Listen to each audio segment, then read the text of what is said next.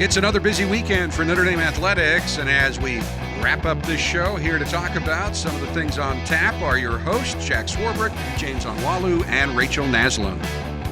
Thanks. Been a great show. What a great mix of guests today. As we close it out, let's recap the sports we haven't gotten to. We of course covered volleyball and swimming and football and softball's chase of criminals across its practice field and what became of that guy and charter airplanes. You never know where you're going with Rachel, do you? It's the conversation softball goes on. has interesting days. Yeah, interesting. Just a few chartered airplanes. That's all I'm saying. Let's get caught up on some of the other sports we didn't get to today, James. Yeah, men's soccer is back at number one, which is always exciting for the student athletes around because we get that get the number one lit up on top of Grace or whatever. On top of Grace, that's right. Yeah, exactly. So I'm always pumped about that. They got a W against Syracuse last week, so just like we're going to do.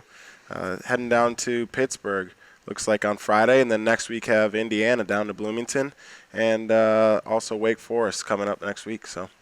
Yeah, some big matches. I got to tell you, I was at that Syracuse match. That was one of the most exciting things. Yeah. A goal with 18 seconds left on just an absolute laser. They've had some good ones. If our listeners, viewers haven't gone online to see that goal, go do it. It is. I haven't seen it. Oh, you got to see this thing. I haven't been able to watch enough soccer. When you consider there's 18, we were disappointed they tied us.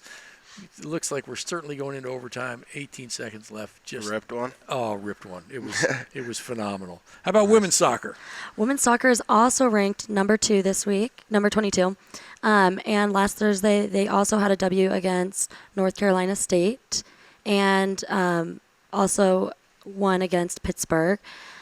Later this week they'll be at Louisville, and next Thursday they'll be playing Clemson, and Sunday they'll be at Virginia. Yeah.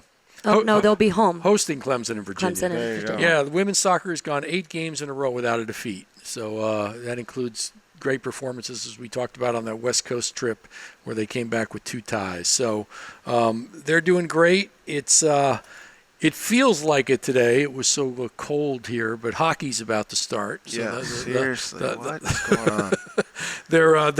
Hockey's number 9 in the preseason national polls, and next Friday, Saturday, they play Arizona State at Compton. So I'll see you guys there. We'll abuse a goalie or two when he lets in. I can skate around now. Can you? Oh yeah, yes. I don't know if you think I grew that. up in Minnesota and can't skate? Maybe not in the goal, but I can skate. We may have to put this to the test. Let's sometime. do it. I'm down to do If it. Coach Kelly lets it happen, I'm out. Back in the day, I used to play street hockey. You know, I thought about closing the show out by singing a little Todd Rundgren, but let's do that. No, but see, as I demonstrated, you can, but as I demonstrated with my story, I am just completely tone deaf. I actually got kicked out of the 2nd grade choir, and the only requirement was to be in the 2nd grade. Yeah. But that's how much I can't sing. So in deference to Mr. Rundgren, who was great to have on with us today, little music history there. I won't butcher his song by singing it, but it was great to have him. Great to have Sam and Mike join us. Thanks to both of you for another great show, and we'll see you all next week. Go Irish. Go Irish.